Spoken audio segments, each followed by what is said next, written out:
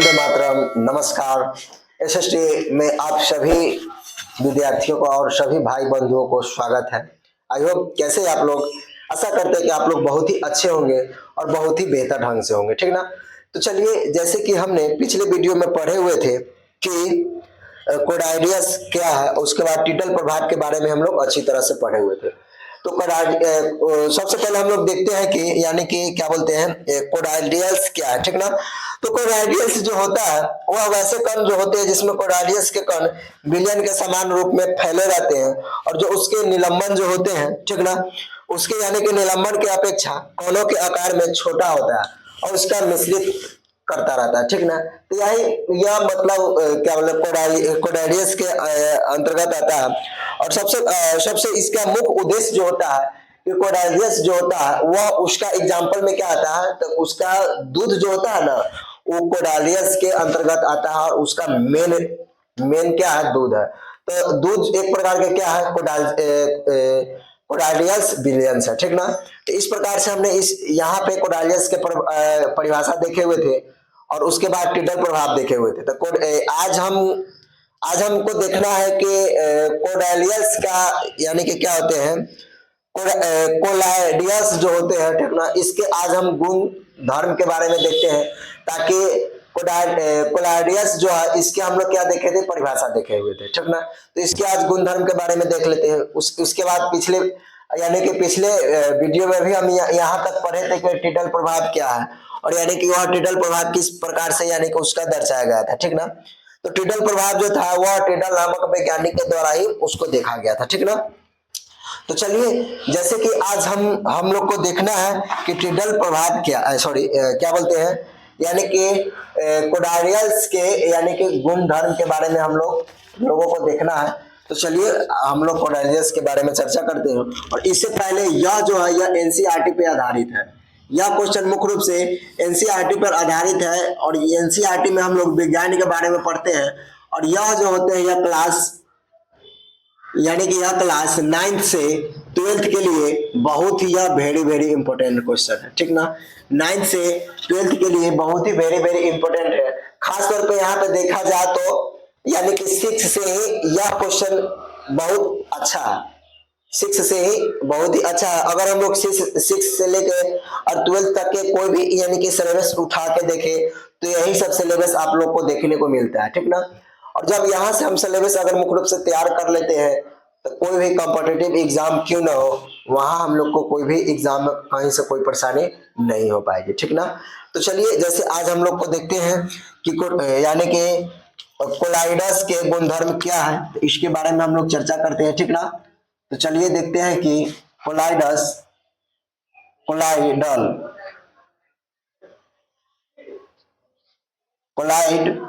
के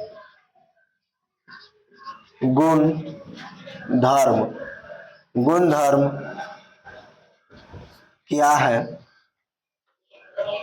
बताएं। यह एनसीईआरटी पर यह क्वेश्चन आधारित है। यह क्वेश्चन जो है यह मुख्य रूप से एनसीईआरटी पर आधारित है, ठीक ना। तो चलिए हम लोग देखते हैं कि यहाँ पे कोलाइडस जो है इसके गुणधर्म निम्नलिखित बिंदुओं के द्वारा इसको स्पष्ट किया जा सकता है, ठीक ना। यानी कि क्या है, कोलाइडल के गुणधर्म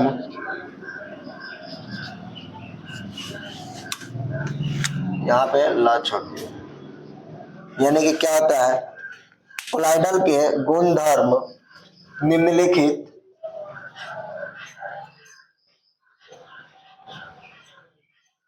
निम्नलिखित इस प्रकार निम्नलिखित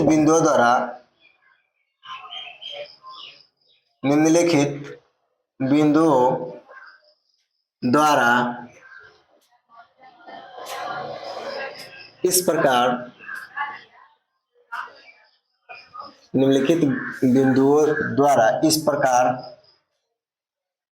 अंकित है। अंकित के मतलब लिखा हुआ, अंकित के मतलब होता है कि लिखा हुआ है, ठीक ना। तो चलिए इसका सबसे फर्स्ट पॉइंट देखते हैं कि यह जो होते हैं, इसका सबसे फर्स्ट पॉइंट देखते हैं कि यह एक विषमांगी मिश्रण है। कोलाइडल, कोलाइडल जो है यह एक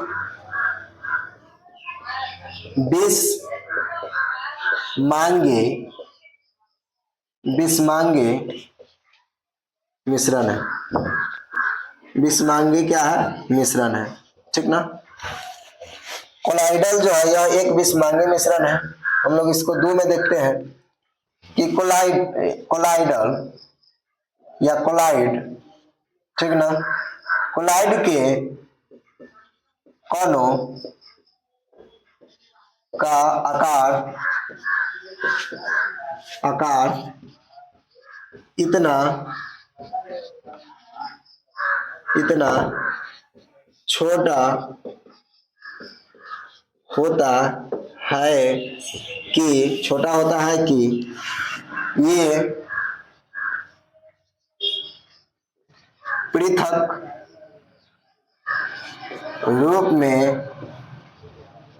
रूप में आंखों से नहीं देखा जा सकता है। यानी कि कोलाइडस जो है, यानी कि कोलाइडस के कण आकार में इतने छोटे होते हैं, कोलाइडस के जो आकार में वह इतने छोटे होते हैं कि उसके अपने यानी कि क्या होते हैं, उसके अपने आंखों से उसको नहीं देखा जा सकता है, ठीक ना। चलिए हम लोग इसका थर्ड पॉइंट देखते हैं। तो इसका थर्ड पॉइंट जो है, इसका थर्ड पॉइंट है कि ये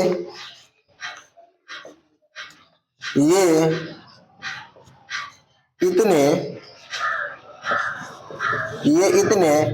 बड़े होते हैं या इतने बड़े होते हैं कि प्रकाश की किरण फैलाते हैं। मतलब यह इतने बड़े होते हैं कि प्रकाश की किरण फैलाते हैं तथा उसके मार्ग मतलब रास्ता, उसके रास्ता से दृश्य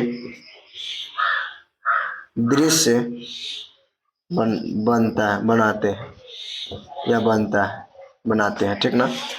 यानी कि यहाँ पे तो ये इतने छोटे होते हैं कि उसके अपने आंखों से नहीं देखा जा सकता है, ठीक ना। लेकिन यहाँ पे बता रहे कि यह इतने बड़े होते हैं, यानी कि कोलाइडल इतने बड़े होते हैं कि प्रकाश की किरण फैलाने तथा उसके मार्ग से दृश्य हो जाते हैं। दृश्य मतलब वहां से वह विलीन हो जाते हैं, बिला जाते हैं, उसी को हम लोग दृश्य बोलते हैं, हट जाते हैं, ठीक ना। मतलब इतना बड़ा होता है कि प्रकाश की किरण जब फैलने लगता है ना, तथा उसके मार्ग यानी कि उस रास्ते से वह विलीन बन जाते हैं, यानी कि वह हट जाते हैं, ठीक ना। चलिए इसका फोर्थ पॉइंट देखते हैं हम लोग। तो इसका फोर्थ पॉइंट जो है,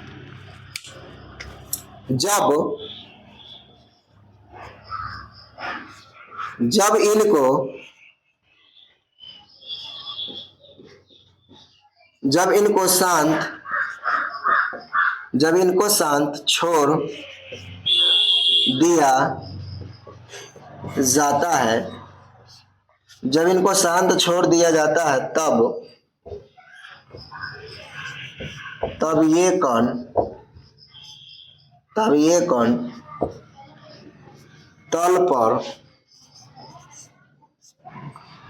कण तल पर बैठत है या बैठते हैं,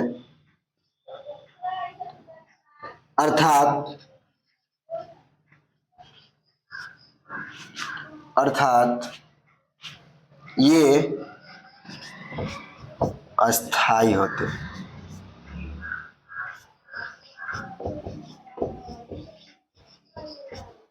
या क्या होते हैं? अस्थाई होते हैं। जब यानी कि इस कोलाइडस को कुछ देर के लिए अगर शांत छोड़ दिया जाता है, यानी कि जब कोलाइडस को शांत छोड़ दिया जाता है, तब ये कण जो होते हैं वह तल पर बैठ जाते हैं। यानी का इसका कहने का मतलब ये हुआ कि यहाँ पे एक ग्लास ले लेते हैं, ठीक ना। इसमें जल भरा हुआ है, इसमें क्या भरा हुआ है, इसमें जल भरा हुआ है, ठीक ना। तो जब इसमें जल भरा हुआ है और इसमें अगर कोडारियस डाल देते हैं, ठीक ना, तो कुछ देर के यानी कि यह पूरा हिला हिला हुआ रहता है।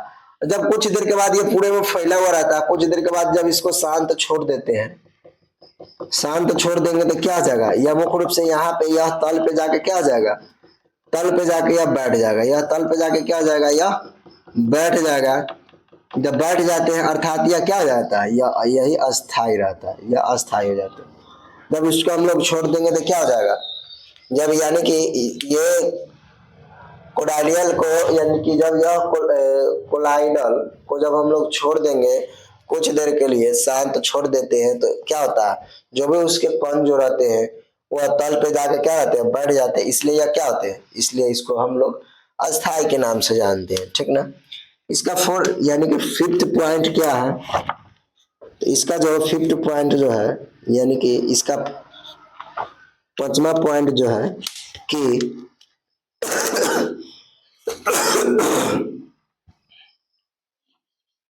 ये छानन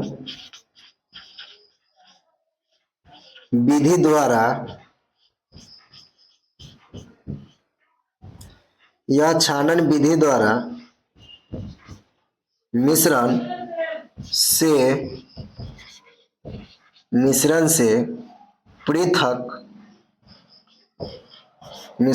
पृथक नहीं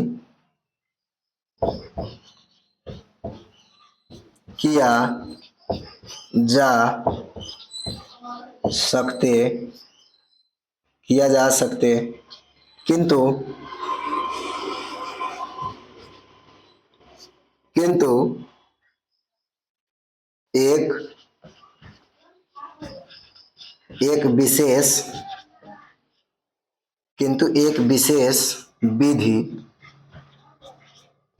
एक विशेष विधि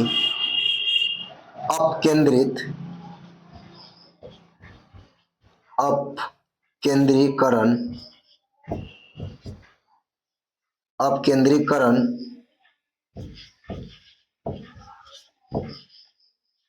तकनीक द्वारा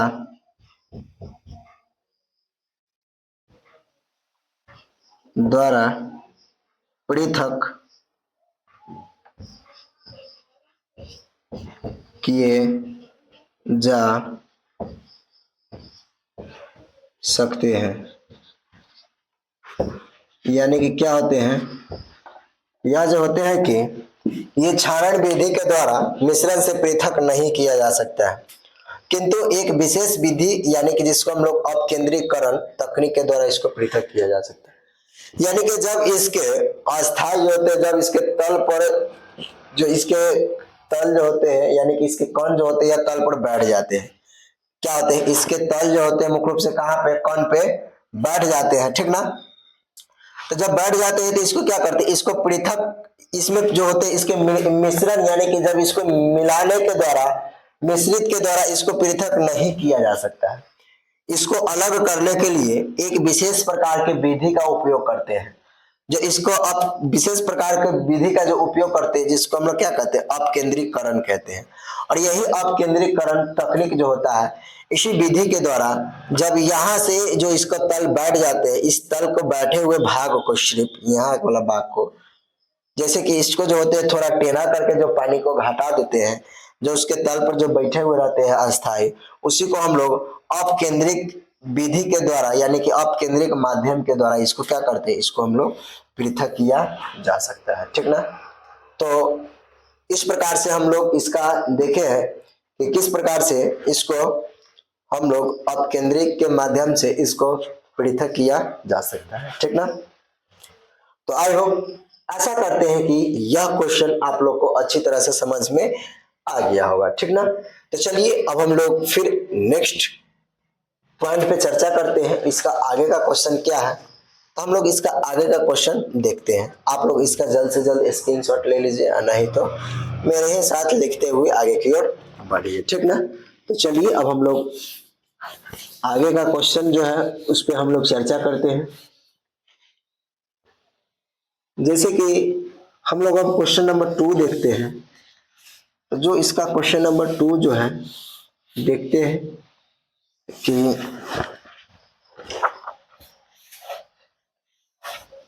इसका क्वेश्चन नंबर 2 जो है, यानी कि परिक्षिप्त परावस्था क्या है। तो हम लोग चलिए परिक्षिप्त परावस्था के बारे में देखते हैं, ठीक ना। परिक्षिप्त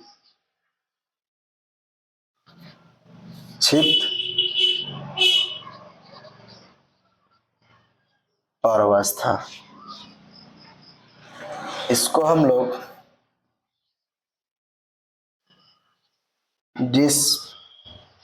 डिप्रेसेड फेज, डिप्रेसेड फेज के नाम से भी जानते हैं, ठीक ना। क्या है,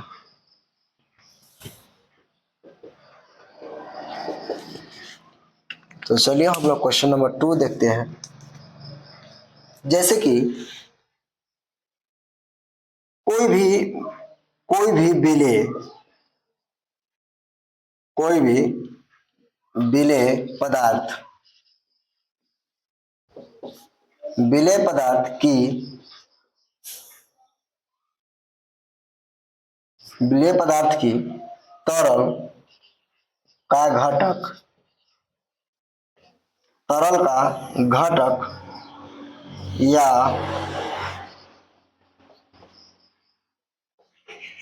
परिक्षिप्त परिक्षिप्त कण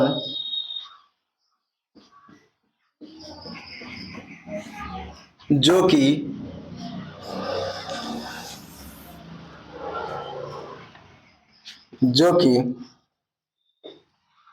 कोलाइडल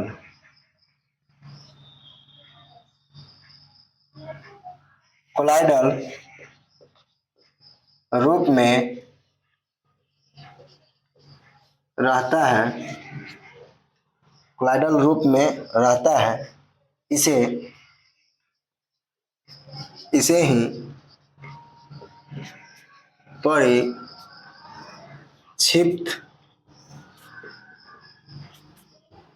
परावस्था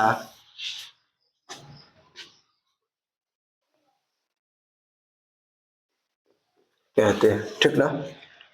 परिक्षिप्त परावस्था क्या है, तो मतलब कोई भी विलियन हो, ठीक ना। तो कोई भी विलियन यानी कि विलियन पदार्थ की तरल तरल मतलब जो पदार्थ जो होते हैं, जो द्रव अवस्था होते हैं, जो पानी, मतलब पानी भी मान सकते हैं, तेल भी मान सकते हैं, या कोई भी चीज मान सकते हैं, ठीक ना। तो विलेय पदार्थ की तरल का घटक या परिक्षिप्त कण जो कि कोलाइडियल्स के रूप में रहता है। जैसे कि अभी हम जस्ट गिलास में पानी करके जो बताया है, तो पानी क्या हो जाएगा, एक तरल पदार्थ हो जाएगा। पानी क्या हो जाएगा, एक तरल पदार्थ हो जाएगा। तो उसमें जब हम कोलाइडस जो हम पहले से डाले हुए रहते हैं, ठीक ना, तो उसका कण जो होता है कि यानी कि क्या होते हैं, कोलाइडियल के रूप में रहता है, इसे ही हम परिक्षिप्त विलयन के नाम से जानते हैं। तो आई होप, आशा करते हैं कि यह क्वेश्चन आप लोग को समझ में आ गया होगा, ठीक ना। तो चलिए अब हम लोग इसका नेक्स्ट क्वेश्चन देखते हैं। इसका नेक्स्ट क्वेश्चन जो है, यह क्वेश्चन परिक्षेपण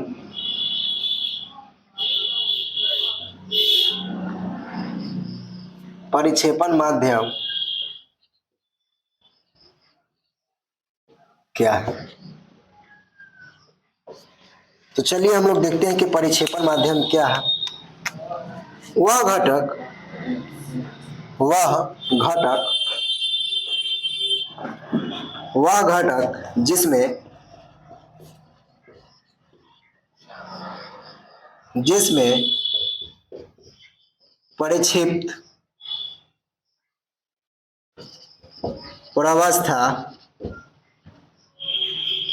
परिक्षिप्त परावस्था जो निलंबन जो निलंबित जो निलंबित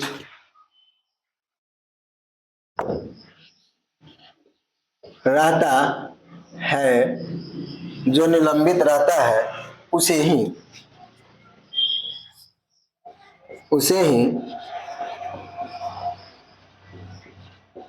परिक्षेपण माध्यम कहते हैं। ठीक ना। तो परिक्षेपण माध्यम किसे कहते हैं? तो मतलब वह घटक जिसमें परिक्षिप्त प्रवस्था, यानी कि यह जो यानी कि परिक्षिप्त प्रवस्था जो है, अर्थात जो तरल पदार्थ का जो घटक जो होते हैं वह निलंबित रहता है। जो तरल पदार्थ के घटक जो रहते हैं वह क्या रहते हैं? मुख्य रूप से तो वह निलंबित रहता है। ठीक ना। तो जो उसका घटक जो निलंबित रहता है, इसी हम लोग तरल पदार्थ को हम लोग परिक्षेपण माध्यम, इसी तरल पदार्थ को हम लोग क्या कहते हैं? परिक्षेपण माध्यम के नाम से जानते हैं। ठीक ना। तो हम आशा करते हैं कि यह भी क्वेश्चन आप लोग को अच्छी तरह से समझ में आ गया होगा। ठीक ना। तो चलिए, जैसे कि अब हम लोग इसका आगे का जो पॉइंट देखते हैं, ये हम एक क्वेश्चन दे रहे हैं। ठीक ना। चलिए क्वेश्चन को बनाते हुए इसको आगे की ओर बढ़ते हैं। ठीक ना। जैसे कि एक संतृप्त विलयन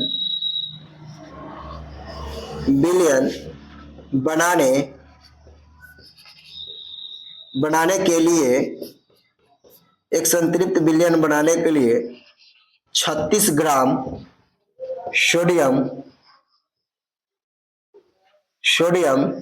क्लोराइड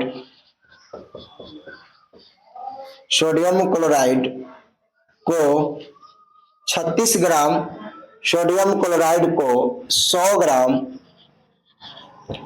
ग्राम जल में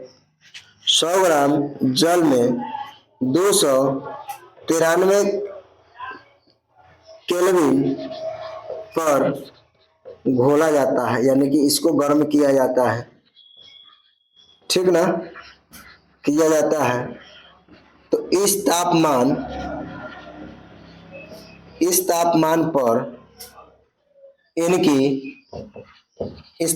पर इसकी सांद्रता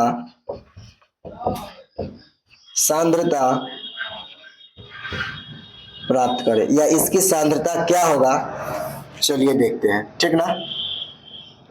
तो जैसे कि एक संतृप्त विलयन बनाने के लिए, कोई भी एक संतृप्त विलयन बनाने के लिए 36 ग्राम सोडियम क्लोराइड और 100 ग्राम जल में 293 केल्विन ताप पर जब उसको घोला जाता है, तो विलयन जो होते हैं वह, यानी कि जो विलयन जो होता है वह किस तापमान की सांद्रता पर होता है। तो आइए इस पे हम लोग चर्चा करते हैं, या इसको हम लोग हल करते हैं। ठीक ना।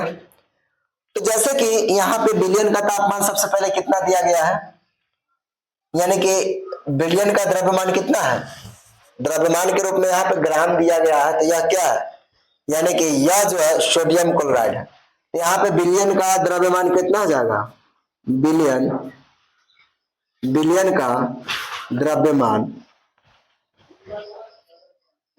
का द्रव्यमान कितना आ जाएगा, 36 ग्राम। ठीक ना। उसके बाद यह विलयन और विलायक, यानी कि जिसमें वह लीन हो जाता है, जिसमें क्या हो जाता है, जिसमें वह विलीन हो जाता है, उसको हम लोग विलायक बोलते हैं। उसको क्या बोलते हैं, तब विलायक। ठीक ना। तब विलायक का द्रव्यमान, तो विलायक का द्रव्यमान कितना आ जाएगा, विलायक का द्रव्यमान जो है वह 100 ग्राम हो जाएगा। कितना हो जाएगा, 100 ग्राम हो जाएगा। तो विलायक का द्रव्यमान और विलयन का द्रव्यमान बराबर क्या होता है, प्लस जब उसको हम लोग जोड़ देंगे तो किस तरह काटा पीटी करते हैं, चलिए हम लोग देखते हैं। तो जैसे कि यहाँ पे विलयन का द्रव्यमान बराबर विलेय प्लस विलायक। ऐसे विलयन किसे कहते हैं, सब हम लोग पढ़ चुके हैं, विलयन, विलेय और विलायक। ठीक है। यानी कि बिलियन जो हो जाएगा, जैसे कि बिलियन में कोई चीज ले लेते हैं, बिलियन में कोई चीज ले लेते हैं, जैसे कि चीनी हो जाएगा, क्या हो जाएगा, चीनी एक प्रकार से बिलियन है, और पानी क्या हो जाएगा, विलय हो जाएगा, जिसमें वह लीन हो जाता है। और जो चीनी पानी से जो नया पदार्थ जो जो मिश्रण बनता है उसको हम लोग विलायक के नाम से जानते हैं, ठीक ना। तो यह क्या होता है, विलयन का द्रव्यमान बराबर क्या होता है, विलय प्लस विलायक, विलय प्लस क्या हो जाएगा, विलायक। तो यहाँ पे जब हम लोग जब क्या करेंगे 36 ग्राम प्लस 100, तो जब 36 प्लस 100 को जोड़ेंगे तो कितना हो जाएगा, यह हो जाएगा 136 ग्राम, कितना हो जाएगा, यह हो जाएगा 136 ग्राम, ठीक ना। तो जब 100 यानी कि 36 बटे 136 गुने 100, जब इसको हम लोग काट देंगे तो कितना आ जाएगा, 100 आ जाएगा, ठीक ना। लेकिन इसको क्या करते हैं, जब इसको हम लोग 200 कितना 73 केल्विन, सॉरी 293 के, तो 293 के को हम लोग जब क्या करेंगे, इसको हम लोग आगे इसको बनाने के लिए इसको हम लोग किस प्रकार से लिख सकते हैं, इसको हम लोग सेल्सियस में बदलने के लिए 0.2647 बटे में कितना है 1 2 3 4 5, तो यहाँ पे एक और यानी कि पॉइंट के बाद कितना होता है, यह 0 0 हो जाएगा, ठीक ना। पॉइंट के बाद कितना हो जाएगा, यह 0 0 हो जाएगा। तो जब इसको हम लोग गुने कितना है 100, कितना हो जाएगा इसको 100, तो जब हम इसको काट देंगे तो जब 2 से 2 मरतबे काट दिए तो कितना बच गया, और यह पॉइंट से इसको पॉइंट को हम लोग उड़ा दिए, ठीक ना। पॉइंट को क्या कर दिए, पॉइंट को उड़ा दिए और 2 से 2 काट दिए तो बच गया यहाँ पे 100, यहाँ पे 2647 बच गया, कितना बच गया 2647 बच गया। तो जब इस 2647 को हम लोग काट देंगे तो इसका कितना जाएगा 26.47, सॉरी 47, 26 पॉइंट क्या जाएगा 47, तो यही 26.47 जो होगा इतना प्रतिशत इसका क्या हो जाएगा आंसर, यानी कि सांद्रता में कितना प्राप्त हुआ, तो इसका सांद्रता जो होगा, इसका सांद्रता जो होगा कितना होगा, सांद्रता 26.47 सांद्रता प्राप्त हुआ, प्रतिशत प्राप्त हुआ, ठीक ना। यानी कि क्या हो जाएगा, यह जो होता है कि सांद्रता इतना प्रतिशत इसको प्राप्त हुआ है, ठीक ना। तो आई होप, आशा करते हैं कि यह वीडियो भी आप लोग को अच्छी तरह से समझ में आ गया होगा, ठीक ना। तो चलिए इसका हम लोग अब इसका नेक्स्ट क्वेश्चन देखते हैं, और इसका नेक्स्ट क्वेश्चन क्या है, तो चलिए हम लोग इसको आगे की ओर देखते हैं, ठीक ना। यानी कि जैसे कि हम लोग पिछले में हम लोग पढ़े थे पदार्थ की अवस्था के बारे में, ठीक ना। तो जो हम लोग पदार्थ की अवस्था के बारे में पढ़े हुए थे, जैसे कि पदार्थ की अवस्था के बारे में हम लोग पढ़ चुके थे भौतिक परिवर्तन के गुण और रासायनिक परिवर्तन के गुण, ठीक ना। तो चलिए आज हम लोग को देखना है कि भौतिक परिवर्तन का गुण क्या है और इसको हम लोग किस प्रकार से दर्शाते हैं, ठीक ना।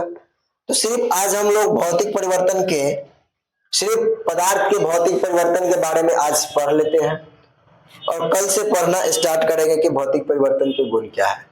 नहीं तो चलिए इसी के बारे में हम लोग जब विलय अथवा विलायक पढ़े हैं, ठीक ना, तो इसी के बारे में हम लोग थोड़ा चर्चा कर लेते हैं कि क्या है, इसके बारे में हम लोग थोड़ा देख लेते हैं, ठीक ना, कि किस प्रकार से इसको हम लोग किस प्रकार से निकालते हैं, ठीक ना। तो जैसे कि हम लोग इसको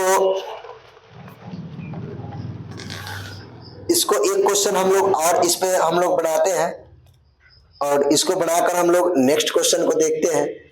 तो जो भौतिक यानी कि जो भौतिक परिवर्तन जो होगा वो हम लोग नेक्स्ट क्लास में पढ़ेंगे, ठीक ना। तो चलिए जैसे कि एक क्वेश्चन हम एक और क्वेश्चन डाल रहे हैं, और यह क्वेश्चन आप लोग भी बनाकर देखिए, और इसका कितना आंसर होता है आप लोग जरूर कमेंट बॉक्स में बताइएगा, ठीक ना। तो चलिए जैसे कि क्वेश्चन जो है, तो क्वेश्चन को हम लोग डालते हैं, जैसे कि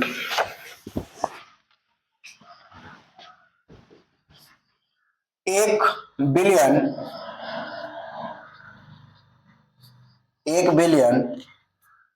के 332 ग्राम विलायक,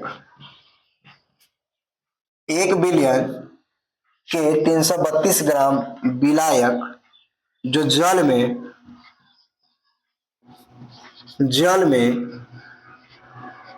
40 ग्राम साधारण नमक विलेय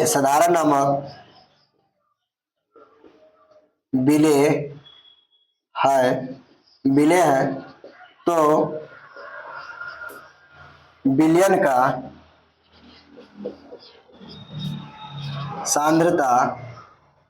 का सांद्रता का परिकलन करें,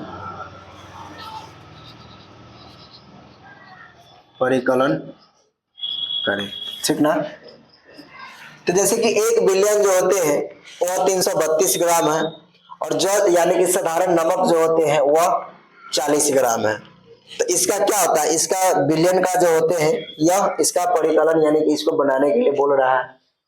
तो इसको हम लोग किस प्रकार बनाएंगे, जैसे कि यानी कि क्या है, यहाँ पे विलेय पदार्थ है, ठीक ना। तो इसको हम लोग हल करते हैं, जैसे कि विलेय पदार्थ अर्थात क्या हो जाएगा, इसमें नमक हो जाएगा, ठीक ना। तो नमक का द्रव्यमान कितना है, तो नमक का द्रव्यमान जो है वह 40 ग्राम है। कितना है, 40 ग्राम है।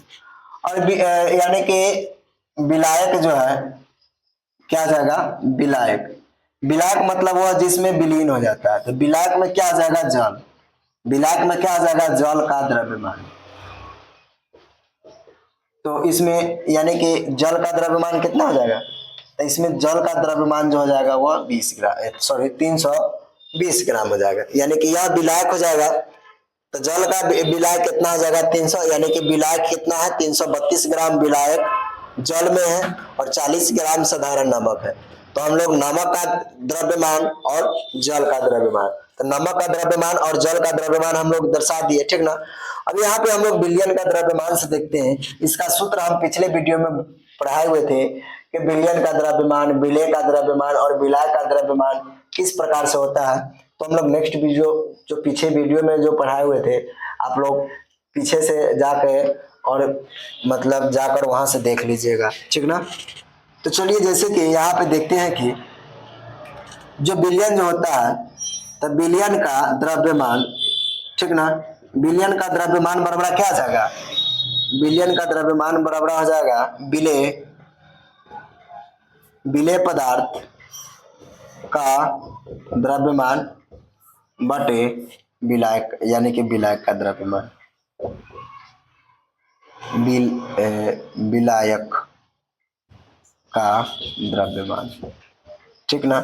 विलयन का द्रव्यमान बराबर क्या आ जाएगा, विलायक का द्रव्यमान, ठीक ना।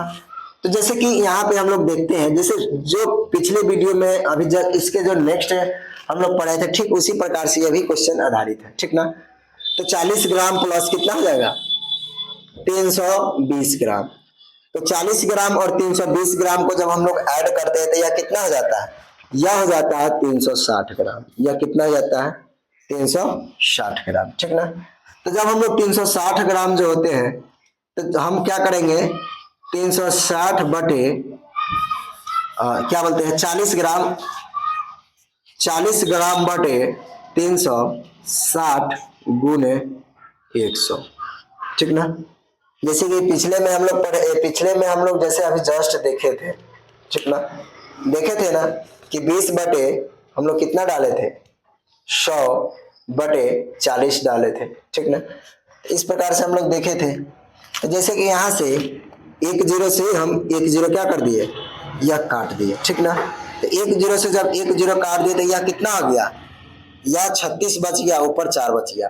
तो जब हम लोग 4 में 36 से गुना करेंगे तो कितना हो जाएगा, 4 में 36 से गुना करेंगे तो यह हो जाएगा 400, यानी सॉरी क्या हो जाएगा 4000 बटे 36, 360। यहाँ पे अगर सॉरी यहाँ पे क्या बोलते हैं अगर हम काट देंगे तो 4000 हो जाएगा, सॉरी 400 हो जाएगा। अगर हम इसको काट देंगे तो कितना हो जाएगा, 400 हो जाएगा। अगर नहीं काटेंगे तो कितना हो जाएगा, यस 400 रह जाएगा। अगर नहीं काटेंगे, जैसे अब 40 में हम लोग 100 से गुना करेंगे तो कितना हो जाएगा, 4000 हो जाएगा, तो 4000 लिख दिए। और 360 है तो हम लोग 360 के छोड़ दिए, पहले नहीं काट रहे हम लोग, यूं ही इसको छोड़ देते हैं, ठीक ना। तो जैसे कि अब यहां से हम इसको काटेंगे तो कितना हो जाएगा, 0 से 0 कट गया। अब यहाँ पे 36 है और 400 है, तो हम लोग चलिए इसको डिवाइड करके देख लेते हैं, ठीक ना। एक मरतबे कितना लगेगा, एक मरतबे 36, घटाएंगे तो 4, फिर एक मरतबे कितना 36, फिर घटाएंगे तो 4 पॉइंट, फिर एक मरतबे 36, एक मरतबे 36, यानी कि यह 11.11 मरतबे यह कंटिन्यू करते चला जाएगा, ठीक ना। तो यह कितना मरतबे कट गया, तो यह टोटल जो हुआ यह कट गया 11.11 मरतबे, ठीक ना। अब हम लोग इसको इस प्रकार से देख लेते हैं, क्या करते हैं, 40/360 गुने 100, ठीक ना। 360 गुने ये वाला 360 और ये 40 गुने 100। तो जब हम ये 0 से 0 काट दिए तो ये कितना बच गया, 40। जब 40 यह 10 में जब हम लोग 40 से गुना करेंगे तो कितना हो जाएगा, 400/36।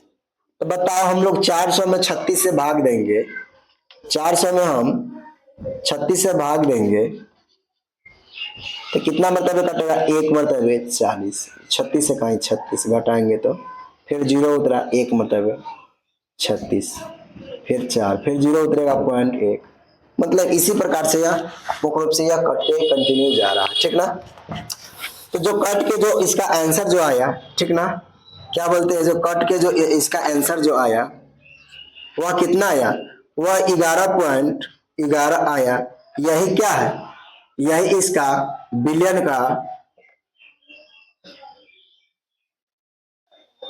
का सांद्रता प्राप्त हुआ।